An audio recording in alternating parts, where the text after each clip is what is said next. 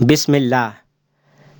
آج ہم حرف جر لام کے بارے میں پڑھیں گے کہ لام کبھی زبر کے ساتھ ہوتا ہے جیسے لا، کبھی لام حرف جر زیر کے ساتھ ہوتا ہے جیسے لی۔ دونوں کا ارتھ ہے کا، کی، کے لیے۔ جو بھی مناسب ہو وہ ترجمہ کر سکتے ہیں، کا، کی، کے لیے۔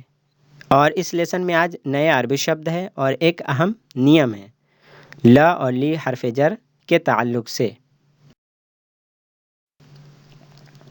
لام جر کے بارے میں ہم پڑھ چکے ہیں کہ یہ اسم پہ داخل ہوتا ہے اور اس کو جر دیتا ہے، یعنی لام حرف جر اسم پہ ناؤن پہ داخل ہوگا تو اس کے آخر میں زیر دے گا، یعنی اس کے لاسٹ لیٹر پہ، اور یہ لام مکسور زیر والا ہوتا ہے۔ یعنی لام حرف جر جب اسم پہ داخل ہو تو لام کے نیچے زیر ہوگا، جیسے حاضل بیتو لی حامدین، یہ گھر حامد کے لیے ہے، یا آپ لام کا ترجمہ کیا کر سکتے ہیں، حاضل بیتو لی حامدین، یہ گھر حامد کا ہے۔ تو حامد یہ ناؤن ہے، ناؤن سے پہلے حرف جر لام داخل ہوا ہے تو اس کے نیچے زیر ہے، تو یہ دھیان میں رکھیں آپ۔ لیکن اگر یہ لام ان ضمائر یعنی پروناؤنس پر داخل ہو تو اس کا زیر زبر سے بدل جائے گا۔ تو کا یہ ضمیر ہے، ہو یہ بھی ضمیر، ہا یہ بھی ضمیر ہے، تو ان سے پہلے لام داخل کریں گے تو کیا ہوگا، لام پہ زبر ہوگا۔ تو کا سے پہلے لا لگائیں، لکا، لہوا، لہو، لہا، تو یہ ہو جائے گا لکا، لہو، لہا۔ مثال آگے ہے، اگر یا پہ داخل ہو تو زیر ہی رہے گا۔ کا یا ہو ہا کے تعلق سے پڑھیں تو کا ہو ہا سے پہلے لام ہوگا تو زبر ہوگا، اور یا سے پہلے ہوگا تو زیر، جیسے لی میرے لیے۔ لکا اس کی مثال ربنا لک الحمد، ہم نماز میں پڑھتے ہیں، اگر امام کے پیچھے ہیں تو رکوع سے اٹھتے وقت کیا پڑھتے ہیں، ربنا لک الحمد۔ اس کا میننگ کیا ہے، ربنا اے ہمارے رب، لکا جانتے ہی ہیں، لکا تیرے لیے، الحمد تعریف، تو اے ہمارے رب تیرے لیے تعریف ہے۔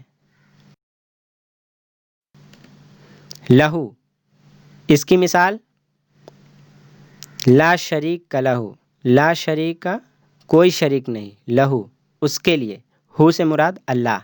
تو یہ چوتھا کلمہ کا ٹکڑا ہے، یہ لا شریک لہو، اس کے لیے کوئی شریک نہیں، یعنی اللہ کے لیے۔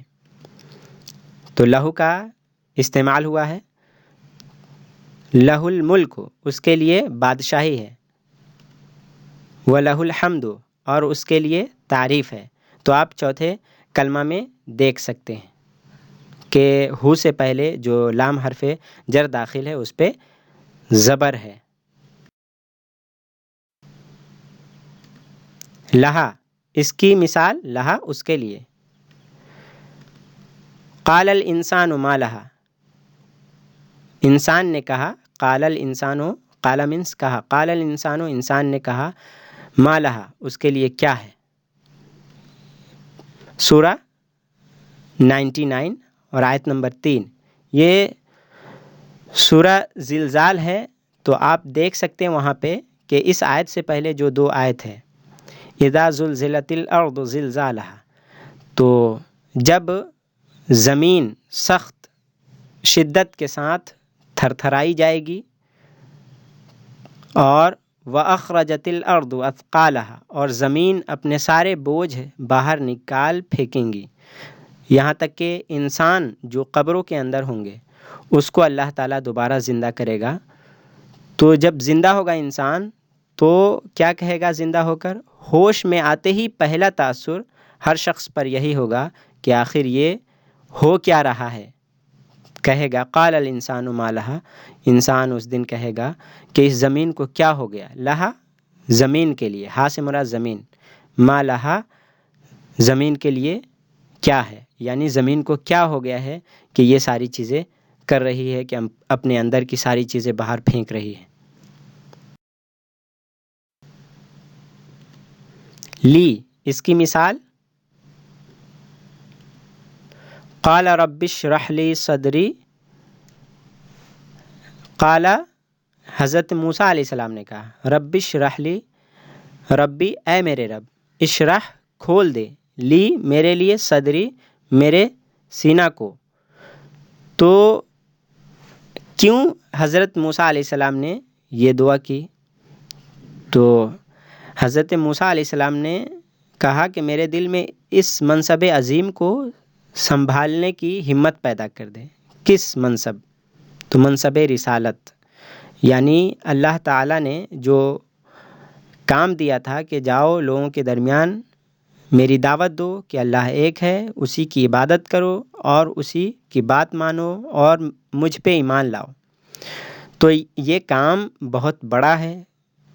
تو اسی کام کے لیے اللہ تعالیٰ سے دعا کر رہے ہیں کہ یہ بہت بڑا کام ہے، تو حضرت موسیٰ علیہ السلام کے لیے سپرد کیا جا رہا تھا یہ کام، تو جس کے لیے بڑے دل گردے کی ضرورت تھی، اس لیے آپ نے دعا کی کہ مجھے وہ صبر، وہ ثبات، وہ تحمل، وہ بے خوفی اور وہ عزم عطا کر جو اس کام کے لیے درکار ہے۔ آگے کیا کہا تھا اللہ کے رسول حضرت موسیٰ علیہ السلام نے؟ وَيَسِّرْ لِي أَمْرِي، اور میرے لیے یسر آسان کر دے، لی میرے لیے، امری میرے کام کو۔ کون کام؟ کار رسالت، رسالت والا کام۔ سورہ نمبر 20 آیت نمبر 25 اور 26۔ نیو ورڈز کیا ہے؟ الفتح، ینگ مین یعنی نوجوان، جوان مرد۔ الزوج شوہر، ہسبینڈ۔ الطفل بچہ، چائلڈ۔ واحد، یہاں واحد ہا کے اوپر زبر ہے، وہ زبر غلط ہو گیا، واحد ہا کے نیچے زیر ہے، واحد ایک، ون۔ الزمیل ساتھی، کلاس میٹ۔